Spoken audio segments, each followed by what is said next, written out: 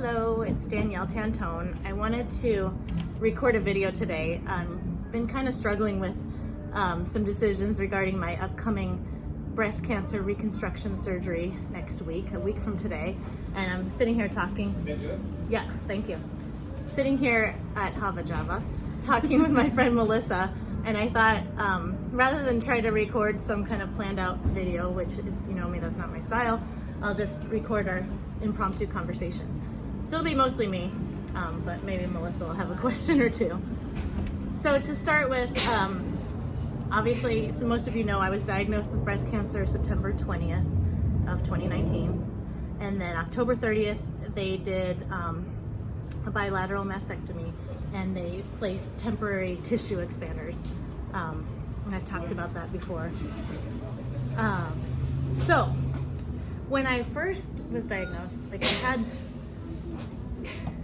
I never really even considered, as far as reconstruction, I never even considered going just flat. Like it wasn't really offered as an option, and it wasn't really, it was something I briefly thought maybe I should consider, but it was like, no, I'm not quite ready for that. I had big boobs, I'm not ready to go flat. My doctor talked about a deep flap. Sorry about the noise, we're outside at the coffee shop. My doctor talked about a deep flap reconstruction, which is done with tissue from your own tummy, and then it's brought up with the blood vessels and everything still intact. They do microsurgery and reconstruct the blood vessels, and so that they actually recreate the breast with tissue, fat and other tissue from your tummy. And then there's other kinds of flap reconstruction where they take it from your hips or your love handles or something like that. And so we chose a surgeon who could do that option, and also he could do the more regular, more common implant-based construction. But when I showed up to meet with the surgeon like a week later, he kind of looked at me, and he sort of said, he was real honest. He's like, first of all, your insurance doesn't reimburse me.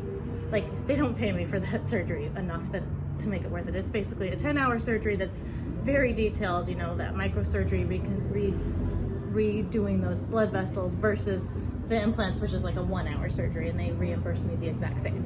And I respect him for that. Like, it's not like, I didn't find he was being a jerk. I mean, he needs to be paid for his work. So that was a valid concern. And to be honest, my husband and I were a little wary of that anyway. It just seemed like a much more major surgery. So we were like, okay, I guess that's the answer. We'll just go with the implant. I kind of go by feeling, and it just seemed like an easier option. And he sort of indicated, he didn't really say it, that maybe I wasn't really a great candidate physically anyway, because I do have plenty of fat down there, but not like a big amount. Like I don't have a flat tummy, but it's not a huge amount. So I sort of just threw that out the window, and we were going with the implant based, and so they placed these expanders, and that was that. It's been 3 months now, I guess.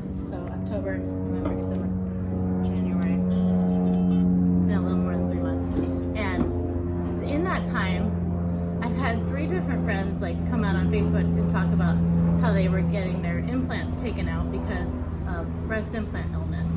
And I've since learned a lot more about it.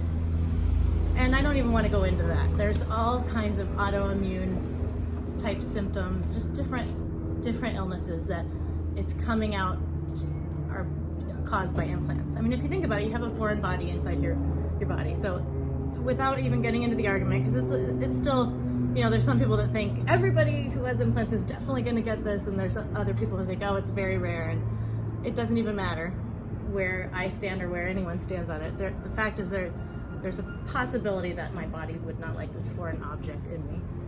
And, you know, silicone does have toxins in it, so I'm careful about what I put in my body, and I'm careful what I put in my environment, and here I would be putting these things in me. So there's that. And then on top of that, there's the fact that I have really thin skin in my chest.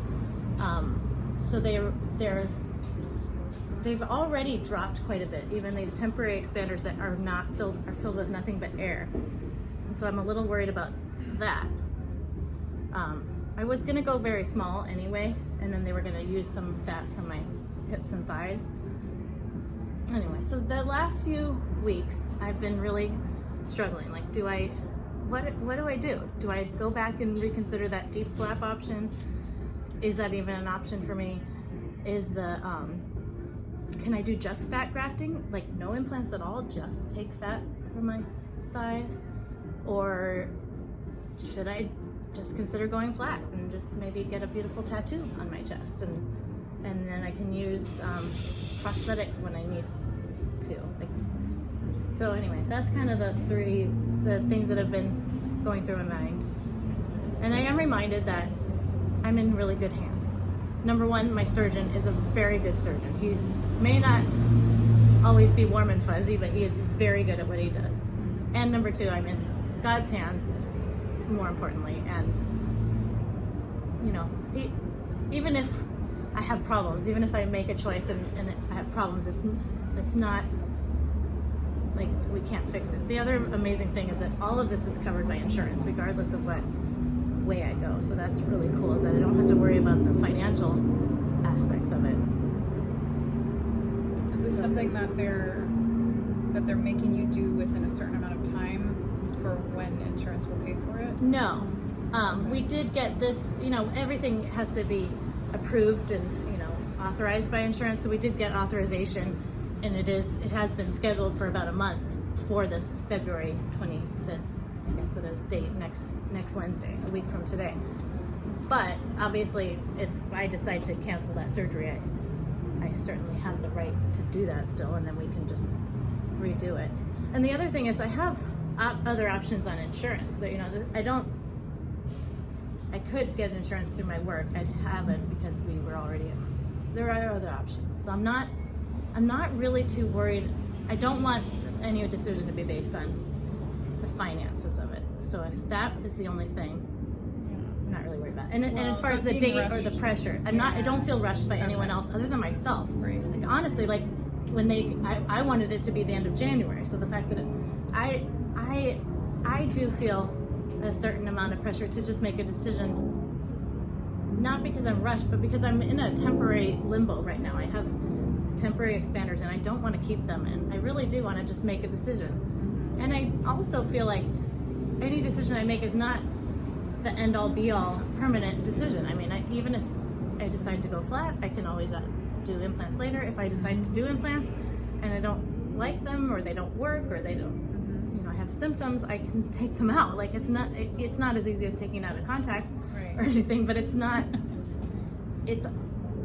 final. So I'm not overly stressed about it, but at the same time, I do need to make a decision about what I'm going to do next week. Am I going to go forward as planned?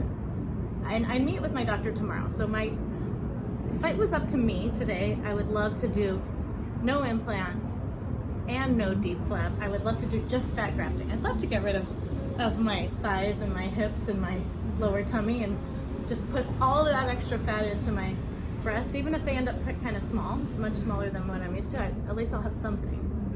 I don't know. Sometimes I've been thinking that going flat would be the bravest choice. Like, so people have thought I was brave for just doing the way I've faced any of this, but like, it's not really that brave what I've done so far. But that would be really crazy. But then I'm like, well, why? If there's other options, why would you? You have to be happy. Yeah, and I don't know if I'm quite there yet. Maybe someday, but yeah. Well, and you don't have to feel bad about that either. No. Yeah. You're brave no matter what. Like, that really. Thank you. Everything that you've been through already, that's already been set in stone. You're brave. You don't have to worry about that. So it's what makes you feel the most comfortable. And if you putting something that's foreign in your body does not make you comfortable, and you'd rather do all of that, no one's going to judge you for that either. Right. And I've just been, you know, for the last several weeks, I've been contemplating, talking, you know, having some conversations, but I haven't been able to really talk to my doctor because I haven't seen him in about a month, or maybe even more. So I guess I guess it will come down to what he advises tomorrow. And I may wake up tomorrow and tell him, you know, I don't want to have implants no matter what. I'm not feeling quite that convicted yet. I've almost been there a few times, but I think I'm still open to the fact that if he really feels like given my physical body, that is a very good option, then I may go forward with it, even knowing the risks, because I think I'm going to be under close supervision, and I'm very aware of my body. If I start having symptoms, then I can take them out.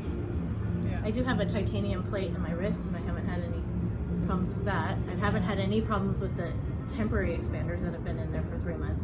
Yeah. So, I mean, I feel really great. Like, I'm not physically, I feel fine right now even with these hard temporary expanders. So I think, anyway, that's basically all I wanted to share, is that I'm contemplating this, thinking about this, kind of nervous about it, and yet at the same time, I'm not that nervous because it'll all be okay. And it's a big deal. I'm in his hands. It is a big deal.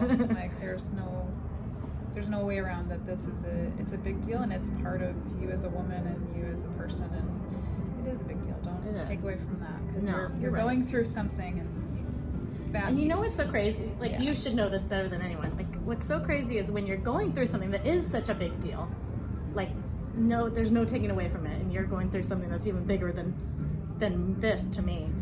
But life still goes on. Like, I'm still working full time, I'm running around like crazy, so half the time I'm not even thinking about this. It's like maybe in the back of my mind, but I'm so busy and so you know, so many other things on my plate that it's weird how something that is so big can then seem small. like, Well, it's like you forget about it yeah. half the time. It's almost like you're putting it in the background, but I think that's why you're having such a hard time, because you haven't put it in front of you, because you push it off as well, other people are going through much worse things than I am. What am I complaining about? But really, you haven't put it in front of you and been like, okay, what do I actually want?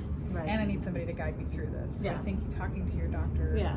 and not just taking into account that, the insurance isn't going to pay for him to Right. do all the things. It needs to be what's best for you. Well, and that's really the conversation I want to have with him Yeah. tomorrow. Is like, what is best physically for me? Like, don't worry about the insurance, because if that's the issue, the only issue, there's other ways we can pay for it. I'm not really worried about that.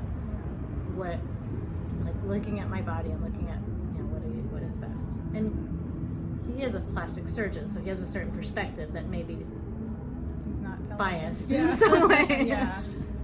But I do also believe the best about him.